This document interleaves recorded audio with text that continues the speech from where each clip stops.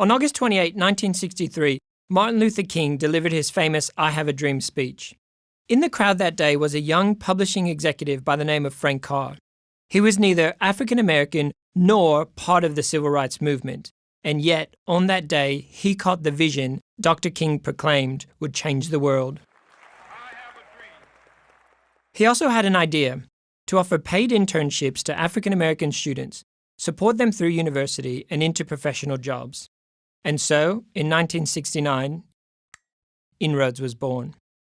What started as an idea grew into a national program that has impacted thousands of families, nurtured the careers of hundreds of thousands of underrepresented minorities, and changed the lives of millions of individuals. I know because I'm one of them, a byproduct of Dr. King's dream. INROADS gave me and many other minority students access to opportunities that otherwise would not have been possible. They provided a support network where my success was inevitable and instilled in me a sense of duty to one day pay it back.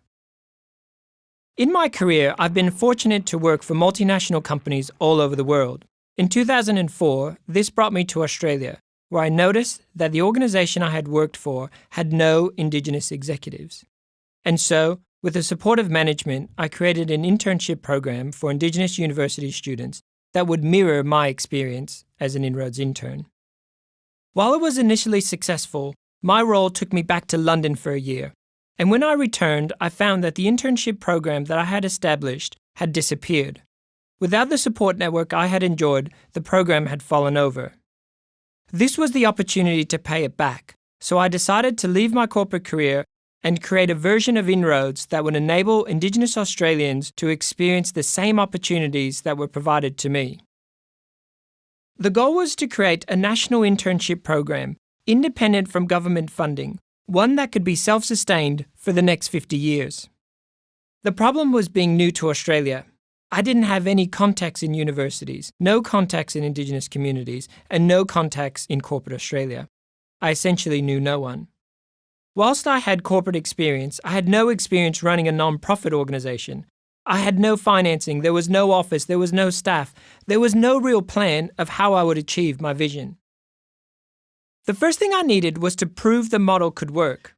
I developed a business plan. I took it to philanthropists, and fortunately, they saw what was possible and gave me startup funding. As a result, Career Trackers was born. It started with a small team in a small office in King's Cross, Sydney.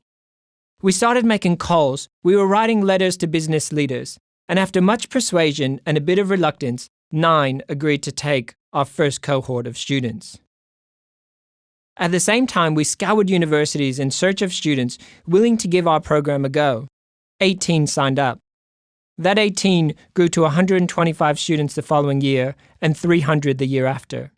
Today, we're building the capacity of Career Trackers to support thousands of Indigenous students across Australia well into the future.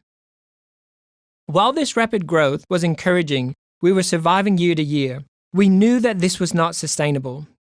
If we were going to build something that would last the next 50 years, we needed a bigger commitment from our partners. What we needed was a 10-year commitment. Again, we made calls, we wrote letters, and within 9 months we secured 10-year partnerships from 10 of Australia's leading employers. This commitment helped us build trust with our students, trust with their families, and their communities. It has spurred on 10-year partnerships with universities and community organisations across Australia and has made our 50-year legacy feel possible. What started as an idea in Chicago back in 1969 has created a global movement, one that has inspired generations of young people around the world to pursue opportunities that equal the playing field. Career Trackers is enhancing the lives of our students, alumni, and their families, and preparing them to take their place as leaders within their chosen industries and within their communities. As Dr. King said, everyone should be judged by the content of their character, not by the color of their skin.